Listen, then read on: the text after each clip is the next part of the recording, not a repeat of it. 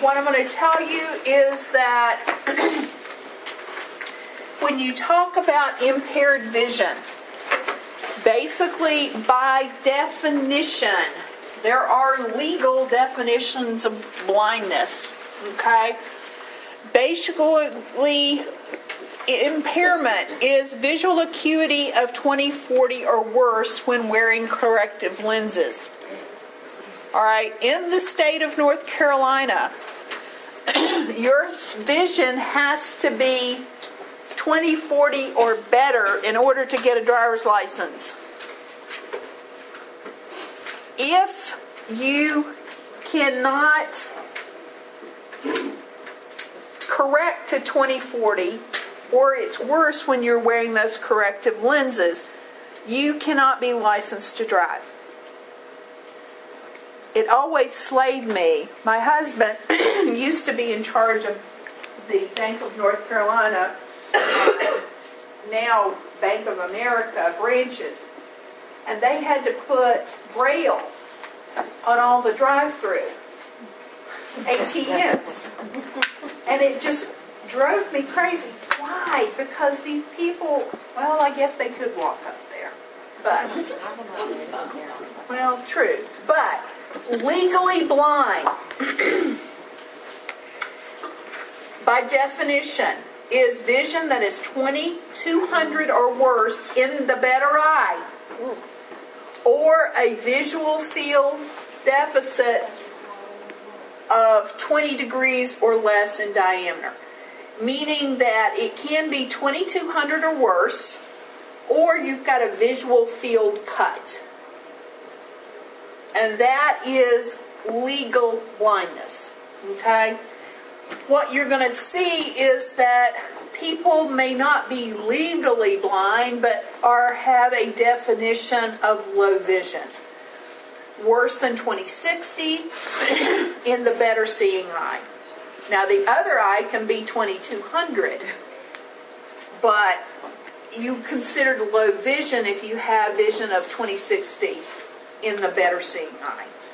Okay, so when you're talking about legal definitions, this is what some of the things you'll see with impaired vision. Some of your causes are going to be these, and we're going to go over each of those, and what you will find is that the prevalence rates will vary based on your racial background, because some ethnic are more ethnic defined and gender defined. When you look at leading causes of visual impairment, AMD, or age-related macular degeneration, is more common in whites or Caucasians than it is in the black or Hispanic population. Whereas diabetic retinopathy is more common in your black populations than it is either Hispanic or Caucasians. But you think about it, that makes sense, right? Because diabetes is more predominant in your African American and Hispanic populations. Okay? Glaucoma, far and above, is more prevalent in your Hispanic populations than it is in your Caucasian or African American. Whereas cataracts, again, you will see it's higher in your black populations, Hispanic populations, and your Caucasian populations. So one of the things that you don't want to do is racially stereotype, but you're going to see a larger percentage of patients with different eye problems based on their genetic background. Okay? So let's look at some of these. Age-related macular degeneration. AMD. It's degenerative. It's an acquired disorder of the central retina called the macula. And you may hear it referred to as either dry AMD or wet AMD. Basically what you will see is that the area of central vision deteriorates, whereas your normal person sees this picture. Someone with AMD, there's a big black spot in the center of their vision. In other words, I can't see what's directly in front of me. Because what you're going to find is that that central area of the retina degenerates. Typically what you're going to see is something like this. They will see the periphery, but they don't have that center vision. With AMD, these are the risk factors: age, smoking, genetics.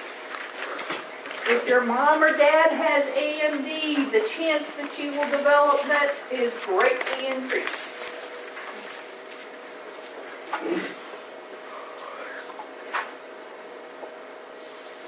High intake of fats, elevated serum cholesterol, hypertension, cardiovascular disease, ultraviolet light exposure. That's basically sunlight, guys. Obesity. Cataract surgery increases your risk of developing AMD. Typically what you're going to see is that it can occur in middle age, but the majority of your patients are going to be over age 60. Chronic kidney disease may have an increased risk.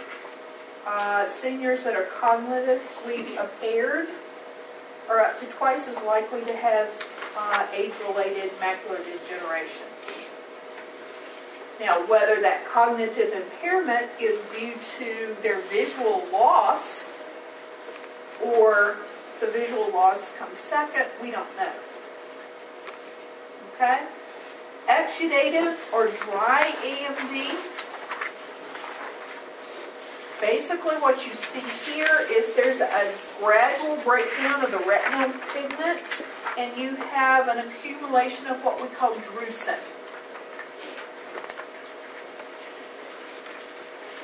Typically with people with age-related macular degenerations, they start seeing problems during near tasks, like threading needles or reading, especially in the first stages of the disease. 12 to 21% of your people progress to that 20 to 200 feet vision level or worse. 2,200. Meaning that these people are considered legally blind. Basically, drusen are yellow deposits under the retina. You will see visual distortions, hallucinations. Typically, there's impaired color vision and just that loss of central vision. And this is sort of what you will see. Okay? This is what that normal retina looks like here. This is the drusen. There are those little spots on that retina that occlude the vision in that center area. Now with dry AMD, early signs and symptoms, you see very small drusen, usually with no symptoms of visual loss. But as it progresses, as the number of drusen increases, you start seeing that visual loss until the point where it gets to be an advanced process and you have that blurred spot in the central vision that gets larger. Now, exudative or wet AMD, this is whenever dry AMD becomes more progressive. Basically, you've got new, weak blood vessels, and you're going to have a leakage of blood. You get more profound and very rapid increase of visual loss. Basically, think of wet AMD as sort of an eye emergency, so to speak. Because unless that exudative or leaking of those blood vessels is stopped, that person will become blind in that eye. Now, with AMD, typically what you're going to see is visual acuity tests. That's the old Snelling chart where they do, is this, which way is the E facing, what letters are these, you know, those types of things. They will typically do a dilated eye exam where they're doing a retina exam, looking for those drusen, often taking photos. They will do tonometry. And remember, tonometry is when they're measuring optic pressure. Now, the last thing that they will do is that Amsler grid. And an Amsler grid looks like this. Normally, what you're going to see with normal vision is that the lines all look equal. Okay? With AMD, the lines will look distorted. And typically what we have your patients with AMD to do is to look at this Amsler grid on a daily basis and see if there's any distortion of the lines. If there is any distortion of the lines in areas that there have not previously been, they need to see their ophthalmologist. This is one of the measures, and they have them to evaluate their own vision on a daily basis using this Amsler grid.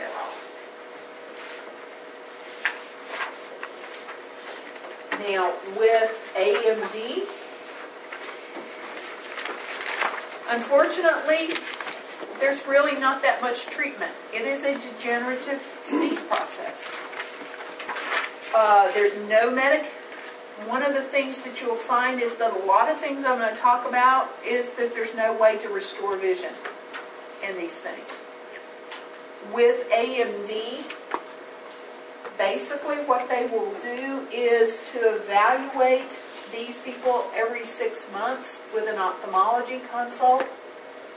They should do the daily Amslers to make sure that there's no visual change. Now, one of the things that you will see is that they did an ARED study, which is age-related eye disease study. What they found is that a lot of vitamins and minerals can delay the onset of advanced AMD. It will not prevent, but it may prolong the onset of severe AMD, or hopefully prevent it from turning into that wet AMD. That's where Ocuvite and those eye vitamins came from. It's from this study. So what you will see is that Ocuvite Extra has a lot of vitamin A, C, E, some B vitamins, zinc, selenium, copper, manganese. And then, of course, lutein is one that you will see. We have no idea how much we need, but what they found is that this level helped to prevent some of the problems. Now, they're not cheap.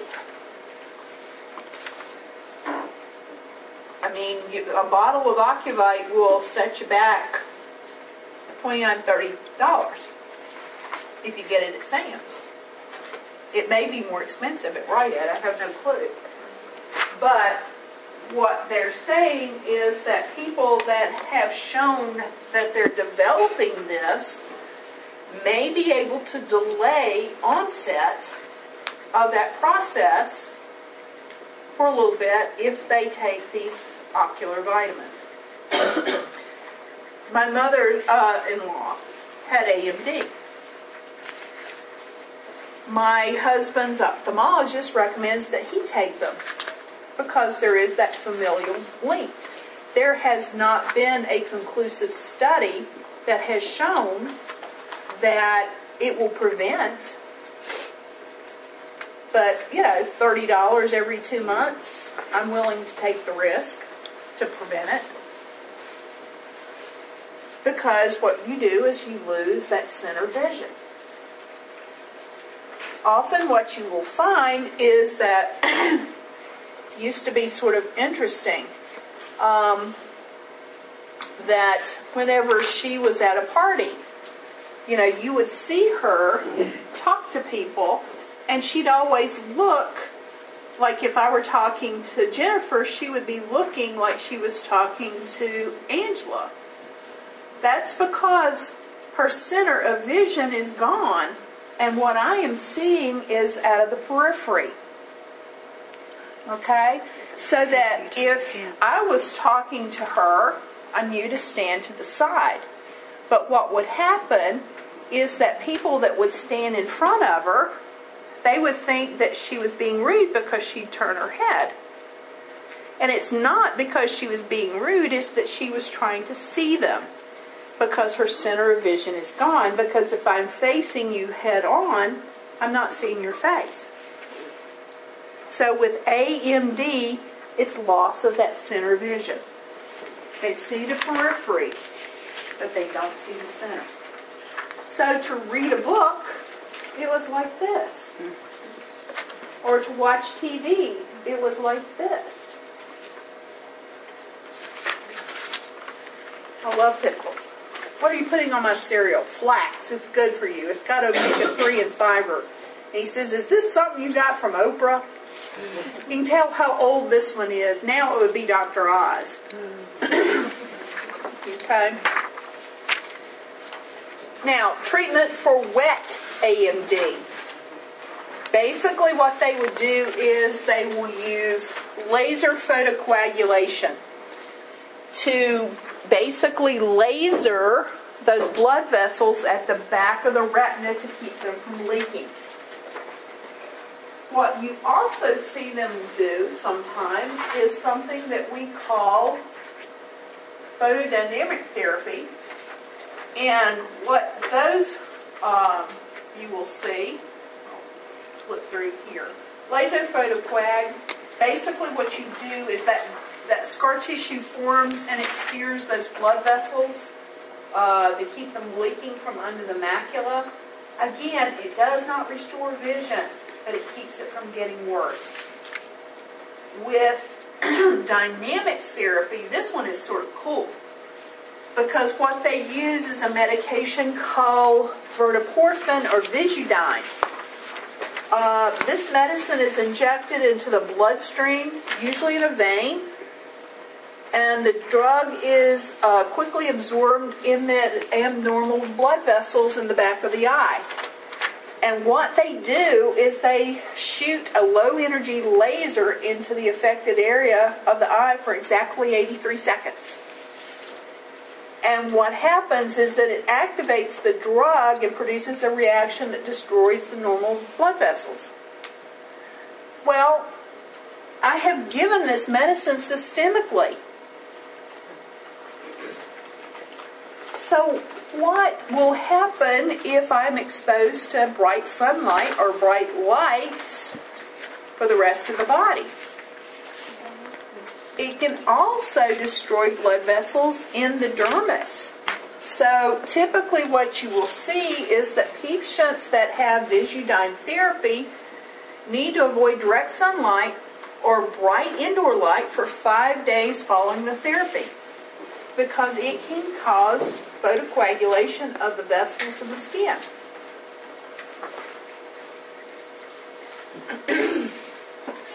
You will see this used quite a bit, as well as the lasers to seal those vessels. Now, angiogenesis inhibitor injections basically are one of the things that are sort of not my thing, because what they do is they directly inject them into the eye. Eye things give me the creeps, I'm going to tell you. What you will see is that Lucentis or ranibizumab is the drug of choice for this particular medication. that they will inject to prevent those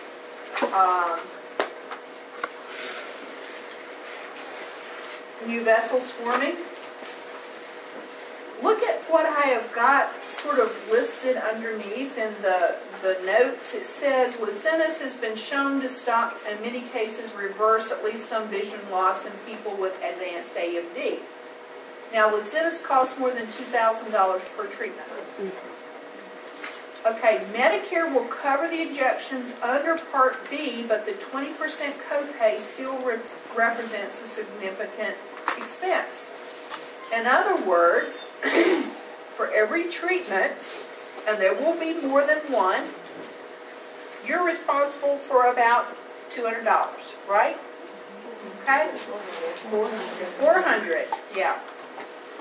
$200 to $400 depending. Avastin has been shown to be highly effective and far cheaper.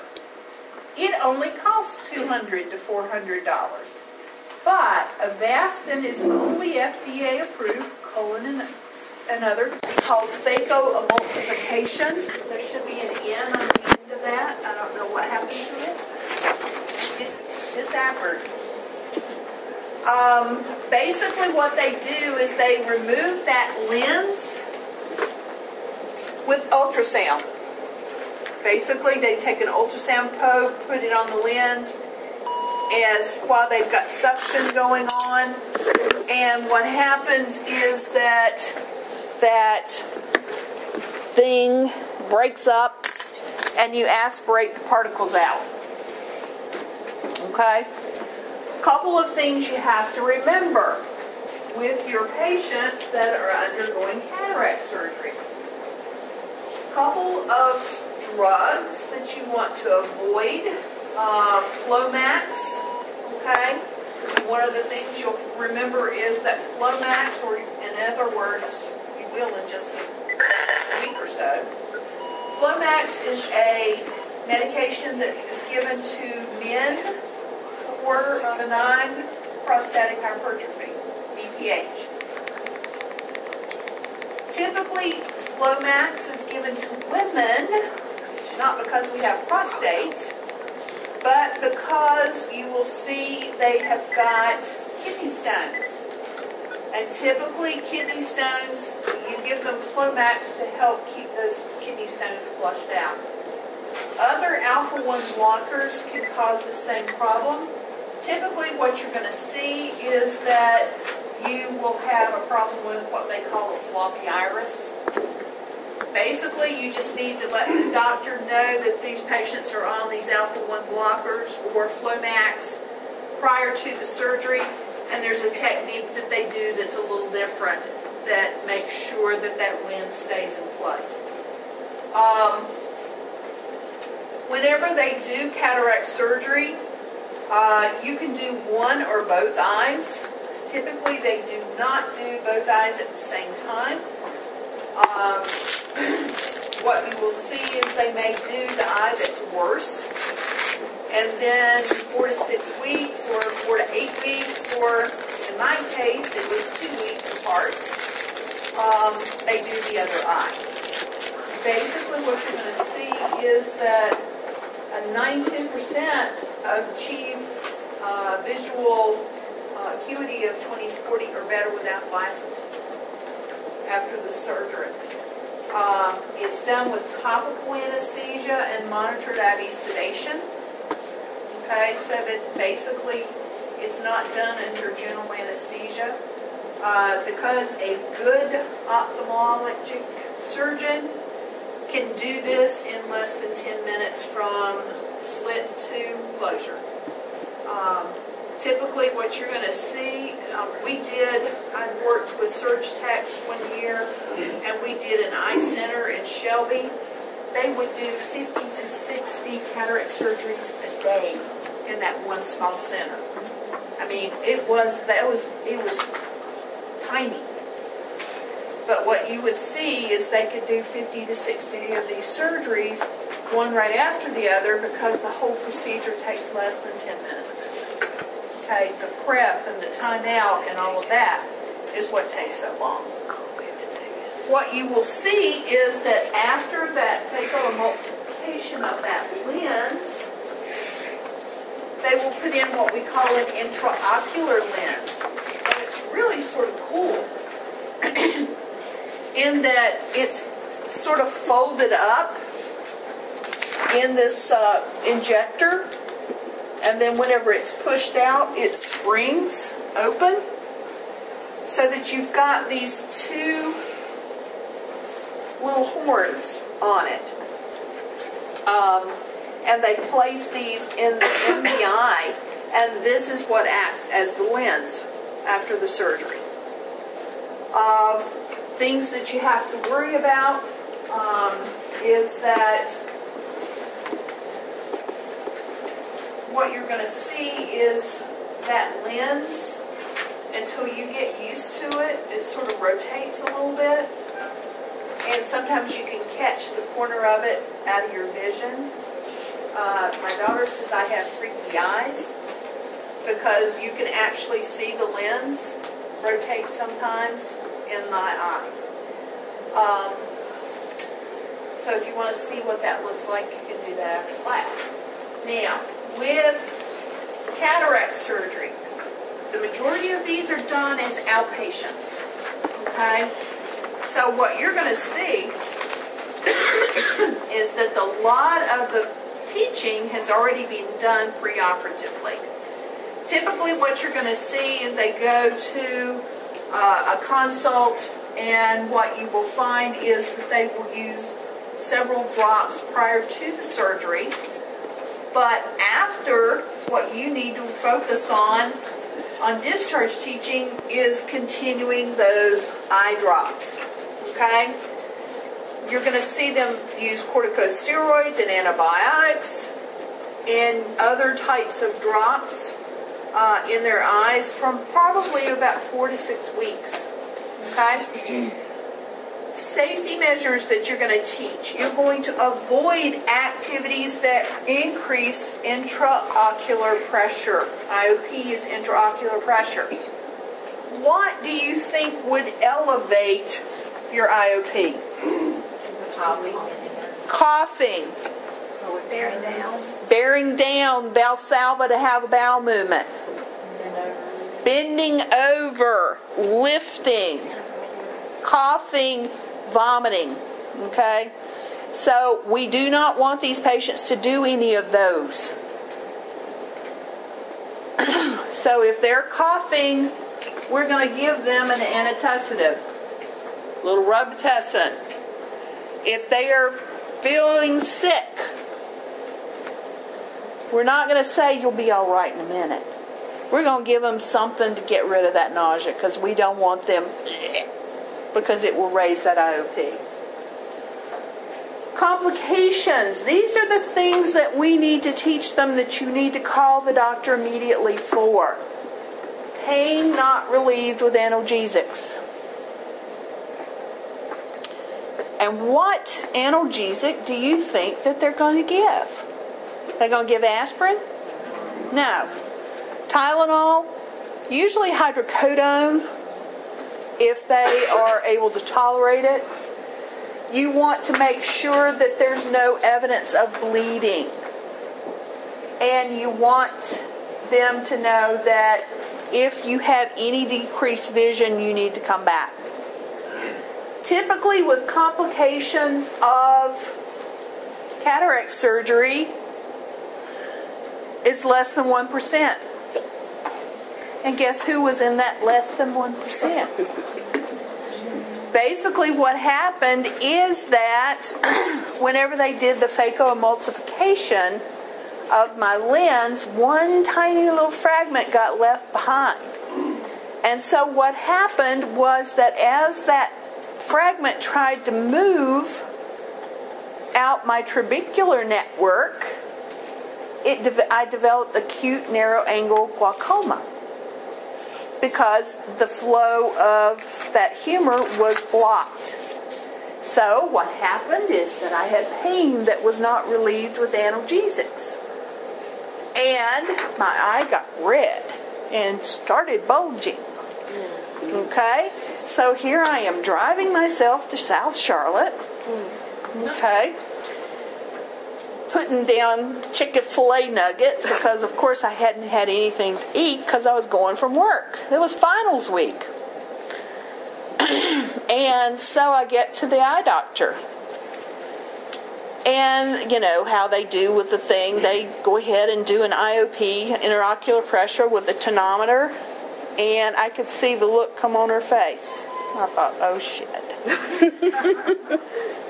She says, I'll be right back. Actually, come on. No, come with me. And so I go in. He sets me up in the room, and the doctor does my intraocular pressure. And I could see the look come on his face. And it was like, okay, normal IOP is less than 20, right? Mine was 57. Okay? So he says, we need to send you to a retina specialist. So I said, okay, where is this retina specialist? And he said, well, it's near Presbyterian Hospital. So here, once again, I'm driving through Charlotte with my eye doing this, you know, like Ren and Stimpy, so to speak. And I get there. And he, again, of course, they've given me all these meds to bring down my IOP. And again, I get there, and he checks it. Let me try that again. So he checks it again. Well, it had gone from 57 to 47. I was going in the right way. He said, when did you eat? I said, unfortunately, I had Chick-fil-A nuggets, but if you need me to throw them up, I can. He says, no, we're not doing any throwing up because it'll raise your IOP. I said, oh, yeah, that's right. He said, if you had not eaten, I would have walked you over to the hospital and we would have done this procedure right now. I thought, well, great. My husband's out of town. I have no way home. I can't drive after you've given me anesthesia because I'm going to tell you 5 of Valium ain't going to do it for this. And anyway, he gave me a bunch of meds to decrease that intraocular pressure. Diamox, I'm going to tell you, it makes Diet Pepsi taste like, so if you ever want to get off Diet Pepsi, you know, Diamox will do it. I couldn't eat it and drink it for months, and you know, I am so addicted to Diet Pepsi, it wouldn't work. But that pain was not relieved with my analgesics. And I knew something was wrong because I had the pain and it was redness. Okay? And what happened is that IOP was going up because of that blockage. Typically what you will see, that never occurs. Less than 1%. But where does it always happen? It happens to a nurse. Which probably was a good thing because I recognized on a Friday afternoon that I needed to get in to have someone to see me.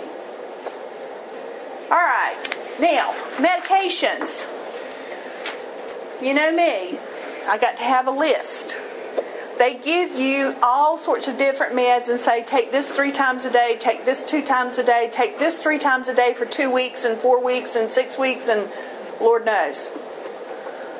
I came up with, this is my MAR for my right eye. Okay? I was on the prednisolone and the ofloxacin, the Cateracts, okay, which is Toradol. They can make an eye drop of Toradol. It's an NSAID that decreases inflammation. Tears Again Hydrate is a PO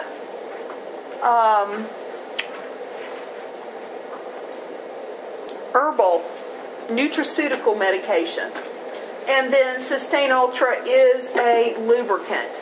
So you can see some of these meds I was taking 3 times a day, some I was taking 2, some I was taking 4. Now, can you imagine a little 65 or 70-year-old if you get a list that say take prednisolone 3 times a day times 2 weeks. Take this antibiotic 3 times a day times 2 weeks. This one 2 times a day times 2 weeks. This one 3 times a day 4 times a day times 4 weeks. If you don't map something out like this, they're not going to be able to keep up with it. And for them to be able to understand their eye drops is one of the most important teaching things that you're going to do. Okay, so this is my right eye. 2 weeks later, I had my second surgery. And this is my left eye schedule. So I am still 2 weeks into my right eye mark when I started this one. So I've got, God knows how many drops I'm doing 2 to 4 times a day, trying to figure out what I'm doing with these things. This is the only way that I could come up with it. Well, this is where I had the second surgery. And they put me on a whole bunch more that I had to change my MAR for.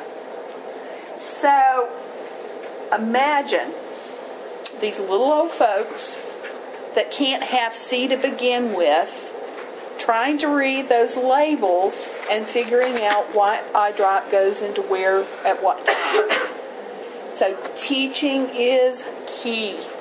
Whether they do it or their spouse or significant other does it, that is one of your most important roles as the nurse, is making sure that they understand which eye drop goes where, at what time, and can they do it. Remember, a lot of these people may have arthritis and may not physically be able to do that drop. Okay? But it's the only way I could keep up with it. Now, to patch or not to patch will depend on your physician preference. If they do patch, what I'm going to tell you is the way you do it is that you take 2 iPads. Okay? You take one iPad, fold it in half, place that on the closed eye, and then put the other iPad on top of it and tape. Basically, that folded iPad will keep the eye from opening underneath that iPad, and it's the best way to use a bandage if you have to have someone that has eye patches. Typically, if you're going to do that, they will do it only for 24 hours. Because what usually you will do is that one day post-op you go back for follow-up care and to check. However, a lot of physicians don't patch now. What they do give you are eye shields. Okay? They look like bug eyes.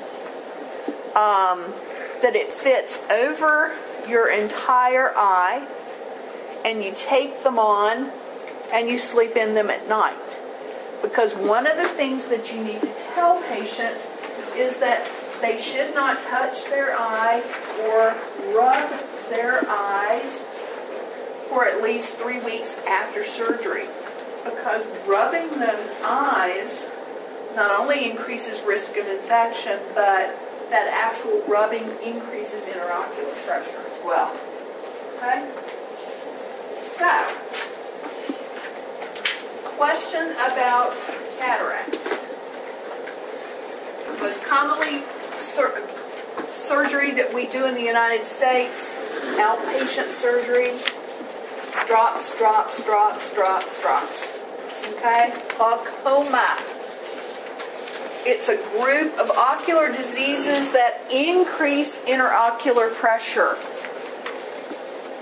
Basically what happens is that as that pressure in the eye increases, the cells in that optic nerve are damaged. And what you're going to see is visual loss. Typically what you're going to see with glaucoma, it may be classified as primary, secondary, or associated. Primary is the most common type, and you see 2 types of that, open angle and angle closure. Open angle is probably going to be the one that's most commonly seen. typically what you see is because that pressure builds up, it puts pressure on that optic nerve and you get blind spots. Now, what did we see with macular, age-related macular degeneration? Where was the loss? In the center. Okay? What you're going to see with glaucoma is peripheral vision loss. Whereas here, you have normal vision. Early glaucoma, you're going to lose those peripheral fields. Okay? So that what happens is that as that glaucoma gets more and more severe, all you're going to see is tunnel vision. Okay? The periphery is gone. Periphery is gone. With glaucoma, it's the second leading cause of blindness in the United States. And it's the leading cause of blindness in African Americans.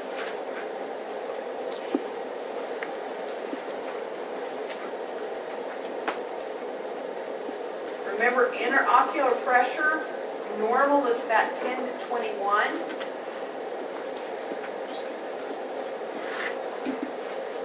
It's the leading cause of blindness in African Americans. IOP 10 to 21. Anything above that is considered abnormal, and it depends on what the level is, how often they check it. One of the things that's very interesting is that glaucoma is associated with obstructive sleep apnea. Okay? Diabetes is one of the risk factors that you will see. Now, what happens is that you have these little channels here. I love this one. Canal of Schlemm. I'm sure that's probably someone's name, but it's fun to say.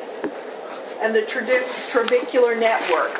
What happens is that this aqueous humor basically flows out that trabecular network into the canal of Schlemm, where it's reabsorbed. If something blocks that flow, what happens is that that pressure builds up. So what you're going to see is that with open angle, meaning this angle right here is open, but something is blocking the flow out, then you're going to see open angle glaucoma. Angle closure glaucoma is there may be an overgrowth of tissue, or in my case, that little piece of lens that blocked this, and you're going to see a buildup of pressure as well. Acute angle closure is the more dangerous type. Okay? With glaucoma, what you're going to see is that either there's a flow that's either slowed down or blocked, or there's not going to be an opening for it to block out. So what you're going to find is that anyway, you're going to see that flow is blocked, that fluid, it builds up. Diagnostically, tonometry is going to be what you're going to see most often. That's that little thing that they put on your eye to measure that pressure. Over the years, what you're going to see is that they've gone to sort of like these pins. They put a little bit of numbing agent on your cornea and then touch your eye and measure that pressure. Back in the olden days, they would do it with a puff of air. You didn't have to numb the eye for that, but I find that this is more comfortable than the puff of air because I never could hold my eyes open for that puff of air because I'd be anticipating it. Tonometry typically is done in your ophthalmology offices or your optician's office. Okay. Tonography, basically, it's a recording device. What they do is they place like a contact lens with a lead on it, and it measures, and there's like an EKG for your eye. Sort of nasty, but it's basically a graph, and it will show what changes in pressure you have with particular movements. Now, gonioscopy, basically what you're going to see is a measure of that drainage angle. Those are the three things that you will see most often used for evaluation of glaucoma. Now, with open angle, early signs, what you're going to see are poor vision in dimly lit settings and increased sensitivity to glare. As that disease progresses, what you're going to see is headache, and you may hear your patient complain of tired eyes. You're going to have decreased peripheral vision. You may see a fixed and dilated pupil, and this is not due to head injury. It's due to pressure on that optic nerve. Halos, and then frequent changes in prescriptions. But your cue is going to be that impaired peripheral vision. Okay? With acute angle closure, sudden complete blockage of the flow of the aqueous humor, severe eye pain is going to be your major clue. This is painless. There is no eye pain associated with this. You may have headache and tired eyes from the low vision, but angle closure is severe eye pain. Okay? Sudden blurred vision with decreased light perception. You'll see dilation of the pupil and nausea and vomiting. I hadn't gotten there yet, but I did have that severe eye pain.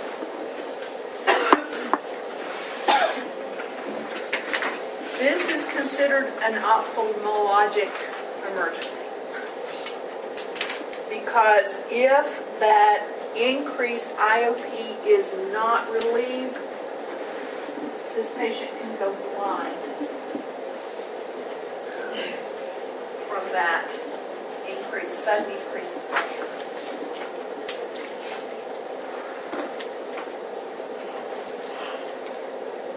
Now, with treatment of glaucoma, non-surgically, drugs. What you're going to see is that drugs that constrict the pupil so that that ciliary muscle is contracted, basically what that does is it opens up the angle and allows more flow of the aqueous humor. Pilocarpine or lantanoprox are two meds that you're going to see used.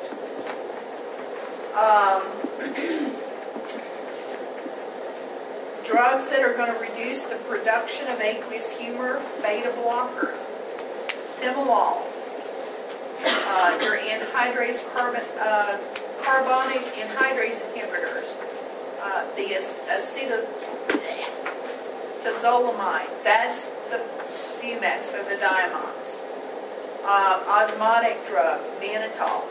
You see that will be used in an emergency situation with a closed angle glaucoma. Couple of things you need to remember about these drugs is that if they are on these medications, please be sure that they're continued in the hospital. Please be sure that they're reordered after surgery, because they're meds that get missed quite often. But they are just as important to this person's vision as that ACE inhibitor is to managing their blood pressure. Okay? So make sure that these things get reordered. Because you can have someone that goes from open angle to closed angle very quickly if these meds are not followed through with. A couple of things you need to remember is they will blur some vision for an hour or so after use. So they're probably not a good thing to put your eye drops in and immediately get into the car. Basically, what you're going to see is that your lantanoprost is across the glandin. It will change iris color. Basically, what you're going to see is those blue and green eyes are going to turn brown. Brown eyes typically will become browner. Your beta blockers. Okay, remember this is an eye drop. Well, what do we worry about with beta blockers, guys? Decreased heart rate, and what else? Bronchospasm. What else? Orthostatic hypertension. Okay? If you have someone that has been prescribed timolol as their medication for glaucoma, and they're already on a beta blocker for their cardiac condition, basically they're taking 2 beta blockers, because what will happen is that if you don't take precautions, that this will systemically absorb, and this patient is going to be at risk for orthostatic hypertension. Okay? Typically what you tell patients if they're on these beta blockers is they occlude the punctate area in their eye whenever they're doing their eye drops, and it keeps them from systemically absorbing. Okay? Blocking that punctate, eye drop, keeping it there for a minute, and then you can take it out. But again, if they're on 2 of them, you need to make sure that they know not to get up very quickly. Watch out for that orthostatic hypertension. Now, with glaucoma, this is not a cure. It is a treatment, and hopefully will prevent further progression of the disease. It will not allow them to regain vision that they've already lost. They will be on these meds for the rest of their life, and they need to understand how very important these meds are to take. Okay? These are not ones that you can say, well, I won't take these this month because I don't have the money. Because what's going to happen is they will lose their vision. Okay?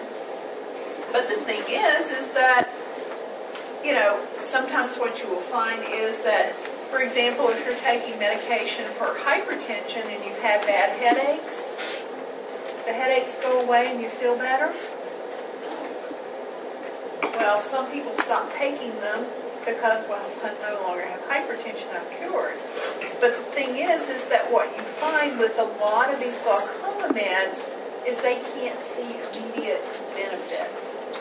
So you need to impress upon them that these are not curative. These will basically prevent the progression of the disease process further. Okay? And they need to continue these for the rest of their life. Okay. They increase aqueous flow and they decrease formation. We talked about that just a little bit.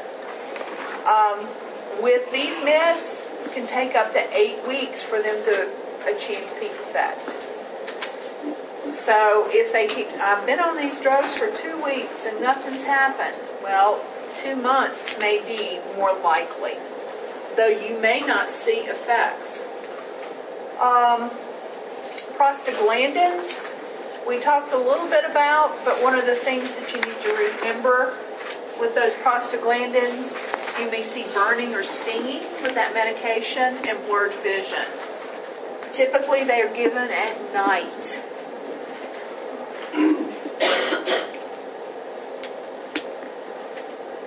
Now, they can cause permanent darkening of the iris and eyebrows and increased growth of eyelashes. You know that medication that, what's her name, Brooke Shields? Latisse? It's a prostaglandin. That's why they're giving it, because of growing eyelashes. But remember, it's also used for glaucoma. So people that have closed-angle glaucoma can't take Latisse to grow their eyelashes. They need to be very, very aware of that. Beta-adrenergics, these are your beta blockers. Again, burning, stinging. Hypotension and dysrhythmias, meaning bradycardia, if they're absorbed systemically. If you've got patients with COPD or sinus brady or heart block, typically this is not a medication that they're going to be given. Remember, COPD, because of the beta effects on the lungs, okay, it can cause that bronchospasm. Timolol is your drug that you're going to see most often with that. These are some of the others that you're going to see, but like I said, Timolol is the one that you see most often used.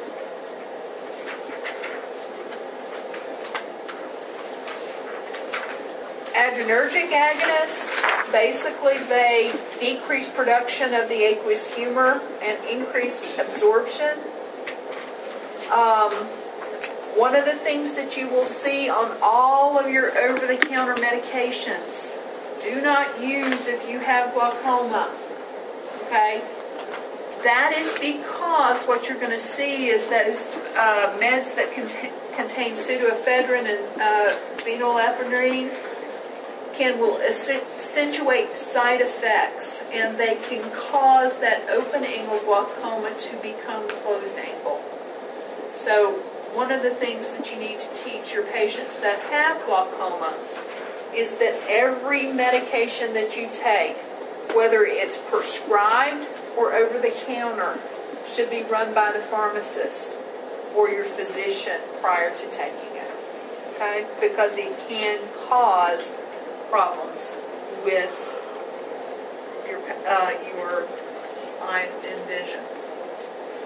Surgical treatment, don't see it used very much, but occasionally what you'll see is that they will do an iridotomy for angle closure, meaning that they go in and make a lot of little lesions in that trabecular network and open up that angle so that that aqueous can flow. Couple of things that you need to remember is that these are all outpatient surgeries as well. Some of the same things that you teach after your cataract surgery will be what you would teach after this. Avoid anything that's going to increase your IOP. Avoid rubbing those eyes. Avoid making sure that, well, don't avoid it, but make sure that you follow your routine for your eye drops with those. Typically what you're going to see is that with that iridotomy is that they're just going to make a surgical opening. Okay? With glaucoma, one of the things that you will see is that the majority of your ophthalmologists and most of the recommendations that I've seen is that with people with glaucoma, they should have eye appointments every 6 months. They definitely have to have it every year, but every 6 months for your people with glaucoma.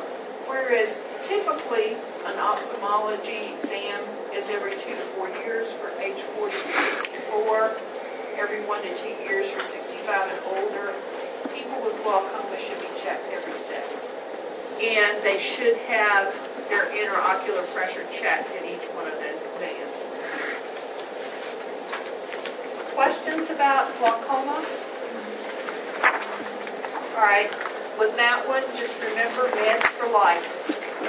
Burning, stinging, and visual blurring. Okay? If you're on that beta blocker, cover that punctate to avoid systemic absorption. All right, this is diabetic retinopathy. I don't know what's happening to the ends of my words. Put a Y on that end. It's the most serious vision-threatening complication of chronic diabetes, type 1 diabetes. Okay. You will see that I've listed out 4 stages. Just remember, don't worry so much about those stages, but just remember as the stage progresses, more vessels grow. And what you're going to see is that those vessels are going to be abnormal, and they tend to bleed around the retina. Basically, what you're going to see is that diabetic retinopathy affects about 50% of your people with diabetes. The longer that you've had your diabetes, the more likely you are to develop diabetic retinopathy. Major risk factor is the duration. It's rare within 5 years of onset, but it will increase steadily thereafter. Retinopathy prevalence is about 40% in adults that use insulin about 5 years after their diagnosis. And that will increase to about 84% when you're looking at 15 to 19 years of use of insulin. Okay? So what you see is that as diabetic retinopathy occurs, you see this abnormal growth of blood vessels. And what happens is that you will see pinpoint hemorrhages from those vessels. And you may hear them referred to as cotton wool spots, because after that hemorrhage, the blood disappears. You see that little spot on the back of the retina, which causes holes in the visual field. This is an actual photo of the retina, and you can see 2 very large cotton wool spots there. The other thing, of course, that's going to affect development of diabetic retinopathy is not only the duration of the diabetes, but how well or how poorly controlled their diabetes is. People that control their diabetes and have near normal A1C greatly decrease the risk of development of diabetic retinopathy. Now, other risk factors are high blood pressure, high serum cholesterol, pregnancy, and it's hormonal, okay? Obesity and kidney disease, which sort of goes along with your diabetes sometimes. But those are some of the risk factors that you're going to see with diabetic retinopathy. What you see with visual changes with DR is focusing problems. A lot of time you see color loss. A lot of floaters. And depending on the number of hemorrhages that they've had, you may see that their vision is sort of Swiss cheese-like. Meaning that there are little spots where you're going to have difficulty seeing. Okay? This is much later. You can see that they're very large spots, and those are where those hemorrhages or those abnormal vessels have control. So, with glaucoma, where is our visual loss? Periphery. Macular degeneration, it's center. For cataracts, it's everywhere. It's blurred. With diabetic retinopathy, it's sort of like Swiss cheese, wholly. Okay. So what you see to evaluate your diabetic retinopathy is they will do fluorescent angiography, retinal photography, and that's what I showed you. And then they may do ultrasound imaging of the eye. And what they're looking for are those cotton wool spots and those abnormal blood vessels. Treatment, basically during the first 3 stages where those vessels are starting to grow, there's really nothing you can do except try to keep that blood sugar under control and decrease the growth of those vessels. Basically, whenever it's proliferative, whenever those blood vessels are growing abnormally and sort of out of control, they treat them with laser photocoagulation. And that laser shot helps to decrease and shrink those abnormal vessels, and what you may see is 2 or more sessions that can be necessary. And they can do a vitrectomy. Okay? A vitrectomy basically is a surgery that what they do is put a probe on one side of the eye, probe on the other. This one is for flushing, this one is for suctioning. So what they do is they basically flush out all of the humor of the eye to get rid of that blood that's in there. That's what they did to me to get rid of that little piece of lens too. So it's really fun. Thank God it's more than value. But basically vitrectomy is, just think of it as a flushing. So what they do is they put a irrigant and then another probe that's suction, and they just irrigate the eye. And basically what that does is it removes blood. It will help decrease the amount of floaters that these people have as well. Laser photocoag with your patients with diabetic retinopathy. There is pain during and after that procedure. So pain medication is important to make sure that they have during the surgery. Usually it's given IV. At home, they typically would take something like hydrocodone or oxycodone. After this laser photocoagulation, they will still have spots in their vision. And it's because that laser has photocoagulated that vessel that it also burned a little hole in the retina. So they will continue to have that Swiss cheese vision. A lot of times what you will see is there is some loss of peripheral vision as well as night blindness with that photocoag. But what you're going to see is that we're not talking 1 or 2 different spaces. You can barely see it here, but you can see how mottled that eye looks. Okay? Each one of these little things, the white spots, are one of those laser bursts. And that's to keep those vessels down, to decrease, because if you can control that abnormal growth of that vessel, you can hopefully decrease the bleeding that occurs along with that.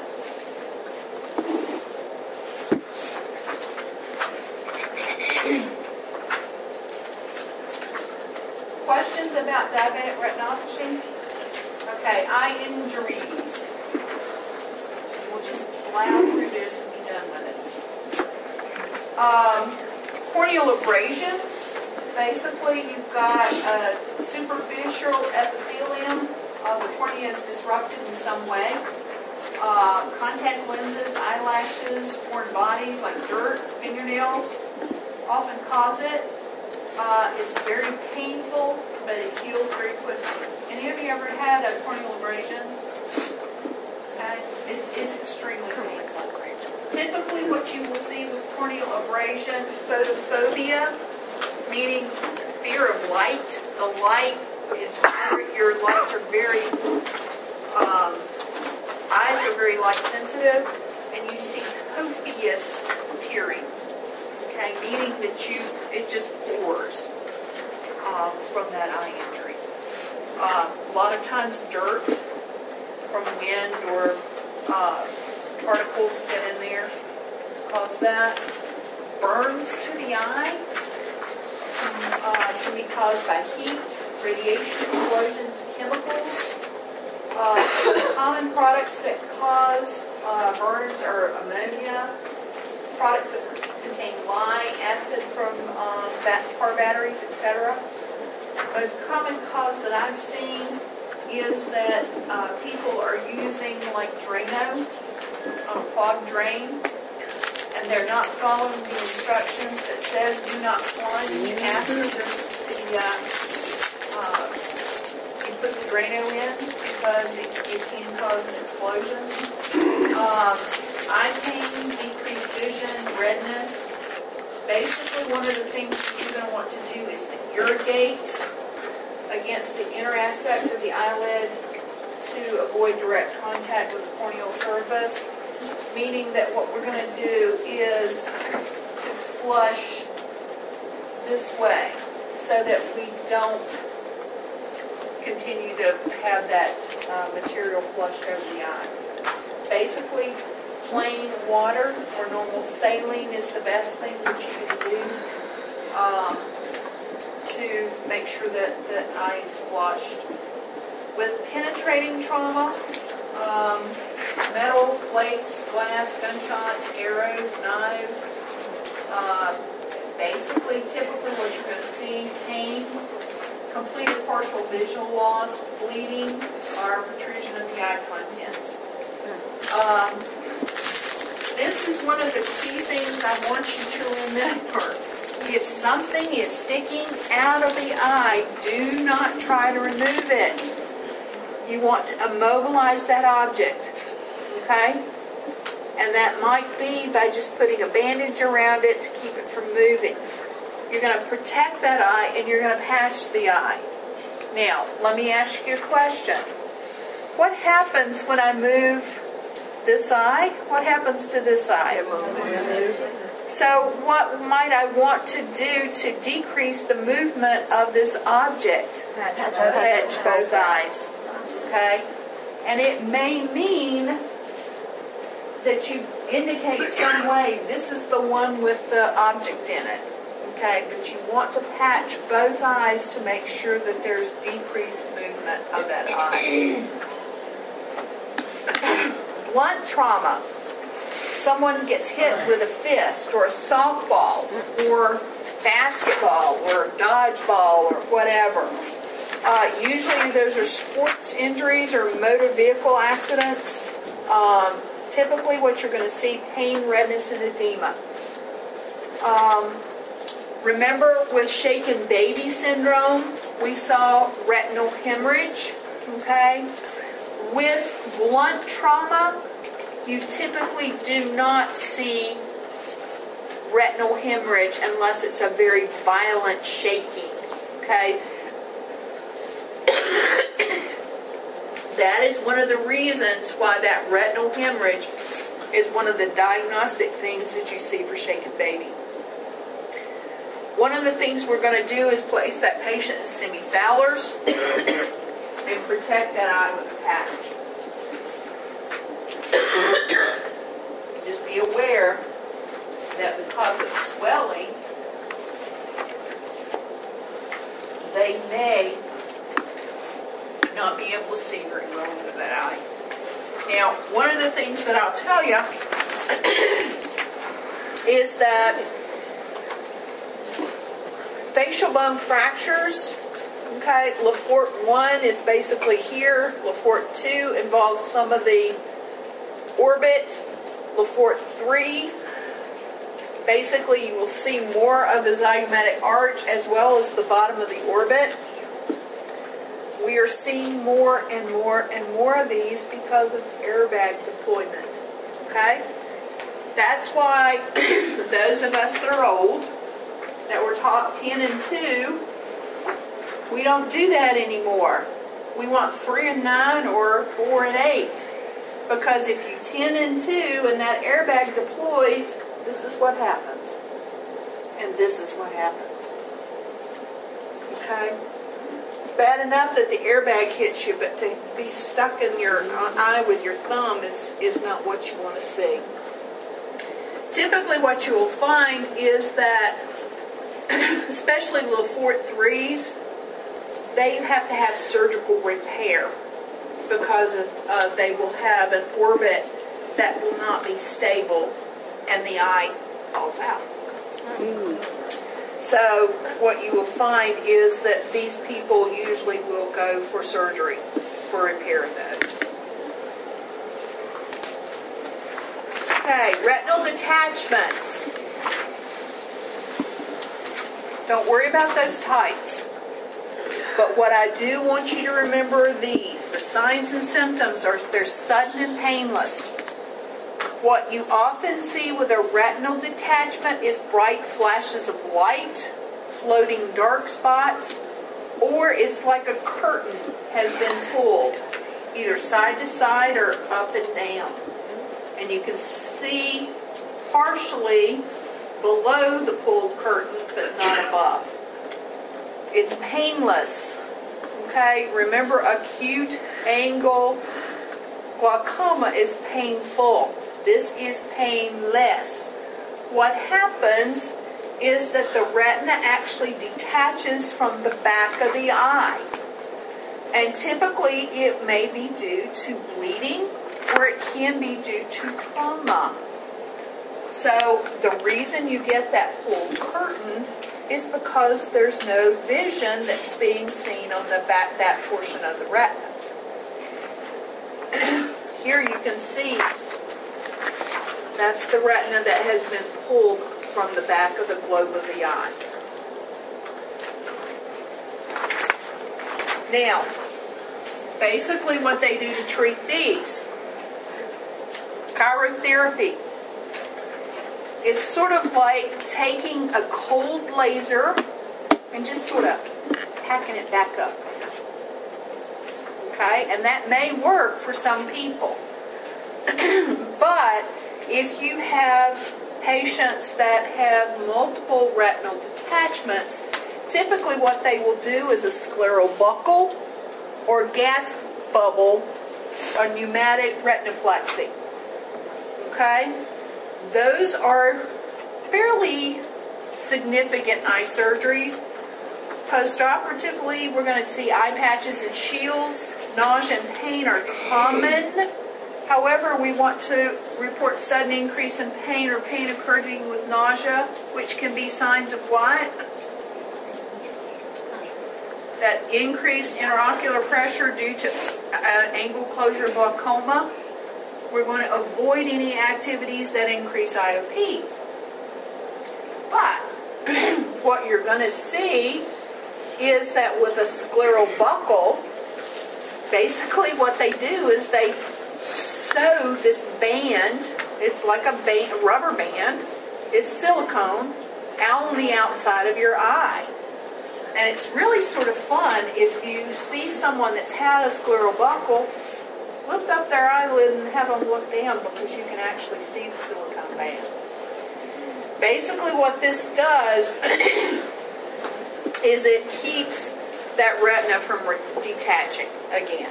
It doesn't stay there forever. It stays there forever and ever, amen. Okay? Now, with the gas retinopathy, basically what they do is they go in and they insert gas into the eyeball, and the gas keeps the retina up, and so it reattaches to the back of the eye. Well, if you think about a gas bubble, where does gas go whenever you've got it in fluid? Up. So in order for us to have this patient in the correct position for that gas bubble to hold that retina up for it to attach again, they are going to have to be face down. This is how they sleep for 2 to 3 weeks. Okay? This little goomer is one of those things like you see on the massage tables where your face is sticking through. Okay? This is the way they sleep. This is the way they sit. They always have to have their head down. When they walk to the bathroom, it's this position to keep that gas bubble where it needs to be. So, they eat like this. They sit like this. If they're watching television, you're going to have to use prism glasses. Okay? Basically, they're little glasses that have little triangles on, and what happens is what you see over here is projected down, and you see it sort of flipped. Most of the time, it's not worth trying to watch it. You just listen to it. But what you're going to see is that they have to be in this position. So, with patients that undergo this for their detached retina, you're going to have to make sure that they've got a consult for OT, because you're going to need these equipment. You're going to need something so that their face, they can sleep in their bed. Their bed has to come out from the wall, and if they've got a headboard, it has to come off, because that device to hold their head has to be in place, unless they want to flip around and put that at the bottom of the bed. And you know how most people are, I have to have my head in this position, and this like this. What you've got to be very careful about is they cannot flip over during the night, because if they do, what happens to that gas bubble? Okay, it goes in the wrong position. So for 2 weeks, these people are head down. OT consult for all sorts of assistive devices. Long-handled reachers. Showering takes a friend, because you can't bend down or look up to do anything. Hair basically has to be done like in a shampoo board. Okay? But with retinal detachment, the gas retinopathy is the one that you see used a lot. You also see them use the sclerobuckle. And that usually is done if you've had several gas retinopathies and they either worked, but you continue to have the detachments, they will do the buckle. So that's the last one they do? Depends on your surgeon. If you've had multiple retinal detachments, then go ahead and do the buckle. Now, a couple of things that we need to remember about central field loss. Meaning, this is what you see with those macular degeneration. Typically, what you want to teach them to do is what we call eccentric viewing. Okay? Meaning that you want to scan the visual field. Because remember, I've got that loss in the center of my vision. I'm going to always look to see what kind of dangers are in that area. Typically, you're going to see them with high power spectacles or handheld magnifiers or stand magnifiers to help with some of that visual loss. Large books, large cards, bold tip, or like Sharpies makes it easier for them to read something or to sign a piece of paper so that they can see their signature. Computers are wonderful because you can increase the font size on your computer. But often what you find is that a lot of people, you know, it's sort of like your Kindles. You know, you have the small Kindle. It's a little bit harder to read because your text gets narrow. You increase your text size, you have to scroll from page to page, side to side. So a larger screen on that computer system with a larger font works well with your patients with central loss. Now, if you have peripheral field loss, again, visual scanning. One of the things we worry about with people with peripheral vision loss is that walking on the sidewalk or driving in a car can be extremely dangerous because they cannot see dangers that are coming up behind them or from the side. So you need, again, to teach them to turn their head and scan their entire visual field. The other thing you need to do with peripheral vision loss, magnification, non-glare lighting, fluorescents are out, either incandescents or LCDs. We'll see. High contrast. Remember that black print on that white page works better for someone with peripheral vision loss. How do you give an eye drop and how do you teach them? That's one of the things that you need to remember. Remember, pressing gently on that inner canthus for about 30 seconds helps to decrease systemic absorption, specifically of those beta blockers. Okay?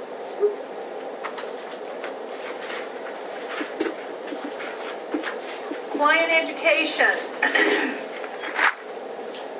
Don't share eye drops with others. Don't touch the dropper to your eye. Keep your eye drops separate from other bottles. How many times have I seen people have to go to the ER because they've used Hemocult instead of their eye drops? Okay? Eye drops need to be kept separate from any other little bottle. Use caution with over-the-counter eye drops. Visine. It gets the red out. Well, how do you think it gets the red out? It vasoconstricts the blood vessels in the eye. What is that going to do to your intraocular pressure? Okay? I wish they'd take them off the market. Remember, if people are using contact lenses, they need to take those out before they use their eye drops for glaucoma or antibiotics or whatever. And in fact, the majority of time, if you have an eye infection, they do not recommend wearing contact lenses during that infection. And after the infection is gone, don't use the same pair of lenses that went in when the eye was infected. Basically, one of the things that you'll see on the Inclux is you want to wait about 5 minutes in between each eye drop so that one can be absorbed before you put the other one in there.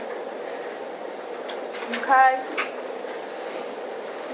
Peripheral neuropathy. You guys, I know that you know a lot about this because it's not the first time that you've had it, but what you need to remember with neuropathies is that it occurs with decrease in blood flow. Okay? What you're going to see is that polyneuropathies are going to be your most common type associated with diabetes. Typically, you're going to see the manifestations appear in the toe and feet, and then they progress upward. Okay? So, polyneuropathies, mostly in the feet and toes, and progress upward so that the entire leg may be involved. Typically what you're going to see is that pain is aching, burning, shooting. They may feel that their feet are cold. Some of the other things is that they may have impaired sensations of pain, temperature, light touch, 2-point discrimination, and vibration. One of the things you need to remember is there is no specific treatment for polyneuropathy. What we do is give meds to help treat it. Now, mononeuropathies, those are peripheral neuropathies that affect a single nerve. And the manifestation is going to depend on the nerve involved. Palsy of the third cranial nerve, basically what you're going to see, that's like a Bell's palsy. Okay? You may see radiculopathy. A radiculopathy like you would see with sciatica from low back pain. You may see it entrapped from or compression of a nerve from carpal tunnel syndrome. Remember, carpal tunnel syndrome is a repetitive stress injury. A lot of typing, a lot of moving back and forth, the same motion. A lot of writing as a student. So I know I'm giving you all carpal tunnel. And I'm sorry. I'll fix it for you later. Basically what you're going to see is that you're going to have weakness or sensation loss over that hand. And eventually what happens is that you may get to where you can't grip. Common causes of neuropathies: pressure, diabetes, vitamin deficiencies. This is one of the things that they're doing lots of research about. What they're finding is that diabetics that develop peripheral neuropathy, often what you will see is a lack of B12 and B6. So, and as well as the decreased blood flow. So what they're trying to do is hoping to supplement those B12s and B6s and hoping to decrease the amount of neuropathies that these people develop. Alcohol abuse will also cause peripheral neuropathy because of low vitamin levels. Shingles, poisons or lead or mercury may also cause it. You may see neuropathies from exposure to pesticides as well. Treatment, as I said, most of the time it's drugs. You can see that they're anti-seizure meds. We've talked about all of these. What do I need to worry about if I put someone on Neurontin for peripheral neuropathy and they quit taking it? They can be predisposed to seizures because of that. Lidocaine patches, they're topical anesthetics. One of the things that you will see with lidocaine patches is it's 12 hours on, 12 hours off. Very similar to lidocaine as a cardiac med, you do build up a tolerance. So they will only do 12 on, 12 off. A lot of your antidepressants, tricyclics specifically, interfere with the perception of pain. So you may see them on like amitriptyline or nortriptyline. Your SSRIs are Cymbalta. Is most often used for peripheral neuropathies caused by diabetes. Okay. TENS, transcutaneous electrical nerve stimulators. Basically what this is that if you have a painful sensation and you put this little TENS unit on a low electrical current, it decreases the pain sensation. Okay? Shaq and his new thing that they've got out. Those are about $30. They do work for low back pain. Omrion is now selling an over-the-counter electrical nerve stimulator, very similar to what you would see at a chiropractor's office. Those are about $70, and with lifetime pads. So those are very effective, especially if you've got muscle spasm along with that nerve pain. Basically, with client education, this is everything you've ever been taught about diabetes. Take care of your feet. Check your feet daily and wear good shoes. Exercising regularly increases circulation to the legs and hopefully will decrease the neuropathy. Quit smoking. because it decreases circulation. It's a vasoconstrictive.